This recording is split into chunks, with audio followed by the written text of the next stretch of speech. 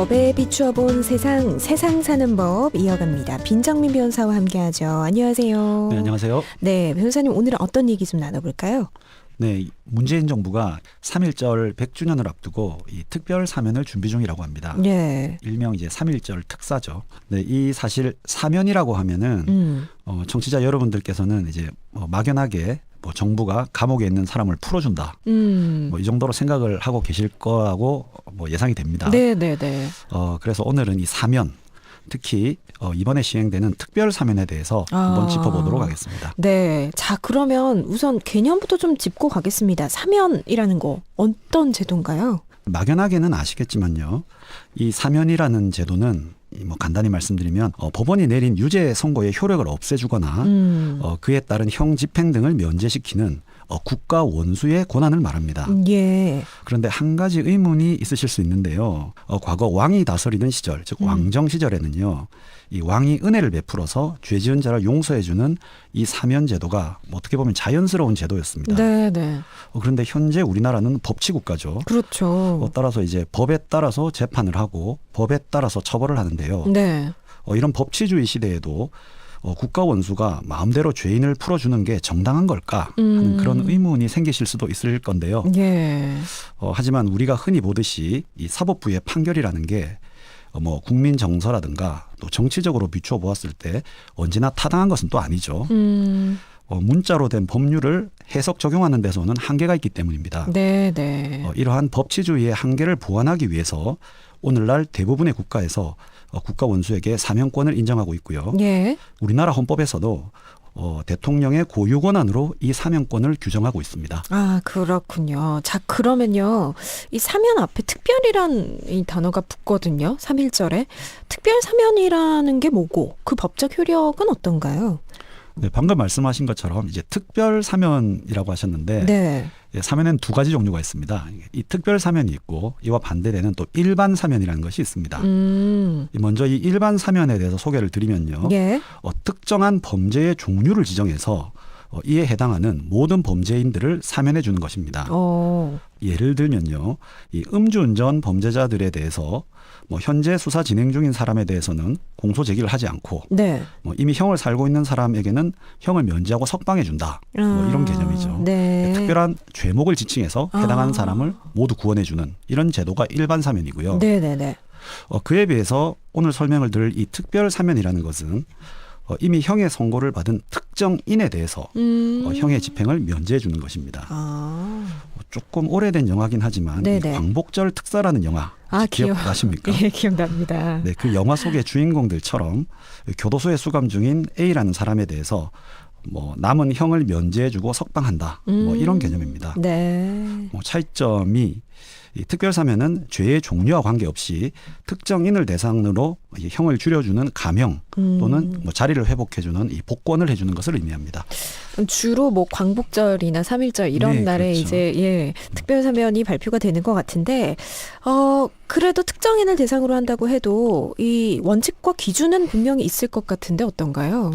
사실 그게 문제입니다. 어. 이 특별 사면에 대해서 규정하고 있는 법률로는 사면법이 있는데요. 네네. 이 사면법이 이 역사가 굉장히 오래된 법률입니다. 1945년 해방 이후에 네네. 47년에 우리 국회가 또 처음 만들어지고요. 네. 이 국회가 제정한 첫 번째 법률이 정부조직법이고요. 이 두 번째로 만든 법률이 바로 이 사면법이라고 합니다. 그래요. 그러니까 6.25 전쟁 전에 만들어진 법률이죠. 예. 그런데 이 법률이 제정된 지 60년 동안 전혀 개정이 되지 않았습니다. 그러다가 2008년에 이르러서 특별 사면이 너무 남용된다는 지적에 따라서 법을 일부 개정을 해서 예. 절차에서 사면심사위원회를 둔다. 이런 규정만 대략 하나가 추가되어 있을 뿐입니다. 그리고 실제로 이 사면심사위원회도 유명무실하다는 지적이 많은데요. 이 위원회의 위원장은 법무부 장관이고요. 예. 이 의원의 과반수가 공무원입니다. 네.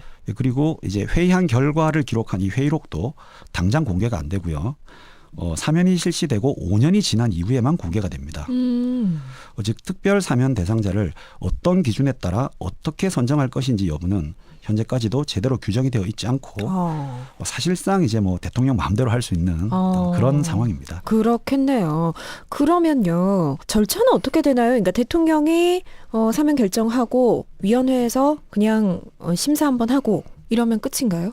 이 일반 사면과 비교를 해보면 좀 명확하게 드러나는데요. 네네. 이 일반 사면의 경우에는 대통령이 뭐 100% 마음대로 하는 게 아니라 네. 국무회의의 심의를 거쳐야 하고요. 그리고 무엇보다 국회의 동의를 거쳐야 됩니다. 예. 국회에서 동의해주지 않으면 일반 사면 할 수가 없고요. 그런데 이 특별 사면의 경우는 그렇지 않습니다. 이 법무부 장관이 대통령에게 특정한 자에 대한 특별 사면을 건의해서 대통령이 승낙만 하면 됩니다. 절차가 매우 간소하죠. 그러네요. 그러다 보니 뭐 우리나라 건국 이후에 98차례나 특별 사면이 이루어졌다고 합니다. 굉장히 많네요. 반면 일반 사면은 9차례에 불과했습니다. 그렇군요. 그러니까 그렇다 보니까 사실 이 특별 사면 대상을 둘러싼 논란이 사실 좀 커지고 있는 모양새입니다. 뭐 정치인이나 경제인 같은 이런 사람들을 포함시키느냐 마느냐 이런 소문까지 무성해지고 있는데 보수층 일부에서는 뭐 박근혜 전 대통령 사면하라 이런 목소리도 나오고 있고요. 네, 박근혜 전 대통령은 현재 재판 중이기 때문에 특별 사면은 불가능합니다. 형이 확정되어야만 하는 건가요? 예, 그렇습니다. 네. 법적으로 사면 대상 자체가 될 수가 없고요.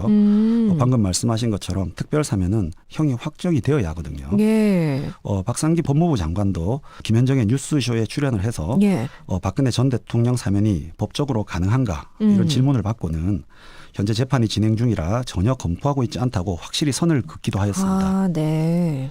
그리고 일반 사면과 달리 이 국회 동의나 국무회의 심의를 거칠 필요가 없고요. 네. 특별 사면의 경우에는요. 네. 또 사면심사위원회가 있지만 실제 위원장도 대통령의 지휘 통제를 받는 법무부 장관이고 이 위원들도 과반수가 공무원들이다 보니 네. 앞서 말씀드린 바와 같이 사실상 대통령이 이제 정권을 행사하는 것이죠. 네. 다만 이 문재인 정부가 대선 당시에 뇌물이나 알선술에 배임, 횡령을 5대 중대 부패 범죄로 규정을 했고 예. 이에 해당하는 범죄자들에 대해서는 사면권을 제한하겠다 이런 공약을 한 바가 있습니다. 과연 이 공약이 지켜질지 이번에 한번 지켜봐야 할 것 같습니다. 그러네요. 어떤 사람들이 또 대상이 될지 주목해봐야 될 것 같고, 자 그러면 과거의 특별 사면을 한번 좀 살펴보려고 합니다. 이 특별 사면 남발해서 비판을 받은 적도 있고, 뭐 잘하면 득이지만 국민들의 동의를 얻지 못하면 독이 되기도 하고 또 논란을 낳기도 하는데요. 역대 우리나라 정권의 특별 사면은 어땠나요? 네, 앞서 총 98회의 특별 사면이 있었다고 말씀을 드렸는데요. 예. 통계에 따르면은 이 박정희 전 대통령 때 25차례가 있었고요. 굉장히 많네요. 예, 전두환 전 대통령 때 13회, 그리고 김영삼 정부 시절에 9회, 그리고 노태우 정부 시절에 8회, 이명박 정부 시절에 7회, 그리고 김대중 노무현 정부 시절에 6회, 그리고 박근혜 정부 때 3회가 있었습니다. 네. 그리고 또 조사 결과에 따르면요. 노태우 정부 이후에 특별 사면을 받은 사람 중에 권력층을 중심으로 분석을 했더니 거의 2년 정도 복역하고 나면은 이 특사로 풀려났다고 합니다. 그중에 이 김대중 정부 시절에 임동원, 신건 전 국정원장의 경우에는 불법 감청을 묵인한 혐의로 징역 3년, 집행유예 4년을 선고받고 확정이 되었는데요. 네네. 형이 확정된 지 닷새 만에 사면이 된 사례가 있습니다. 그래요. 네. 그리고 김우중 전 대우그룹 회장의 경우에도 예. 뇌물 혐의로 기소가 돼서 징역형을 선고받았는데 네. 역시 형이 확정된 후에 7일 만에 광복절 특사로 풀려나기도 했습니다.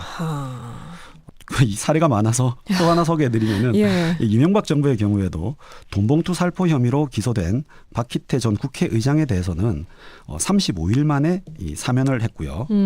최시중 전 방통위원장의 경우에는 역시 실형 선고가 확정된 지 53일 만에 특사로 풀려났습니다. 뭐 이렇게 특별 사면 제도 자체가 사실 지금까지 제대로 운영이 되었다고 보기는 조금 힘들 것 같습니다. 그러니까요. 이 방금 말씀해 주신 이 사례들을 보니까 뭐 짧게는 닷새, 뭐 길게는 53일, 뭐 53일도 이게 형이 집행됐다고 볼 수 있을까 싶기도 한데요. 그래서 논란거리가 있습니다. 대통령의 특별 사면에 어느 정도 제한이 필요하다 이런 의견이 나오는 이유예요. 네, 그렇습니다. 특별 사면이라는 게 이제 국회 동의도 필요 없고 예. 위원회 역시도 구성원의 측면에서 보았을 때 현재 별로 통제 장치가 되지 못합니다. 그래서 사면법을 개정해서 이 특별 사면의 경우에도 좀 권한을 제한할 필요가 있지 않나 하는 의견이 많고요. 네. 지금까지는 너무 대통령의 의사에 따라서 좀 일관성 없이 진행되지 않았나. 그래서 일반 국민들이 납득을 못하는 것이 아닌가 하는 생각도 듭니다. 네.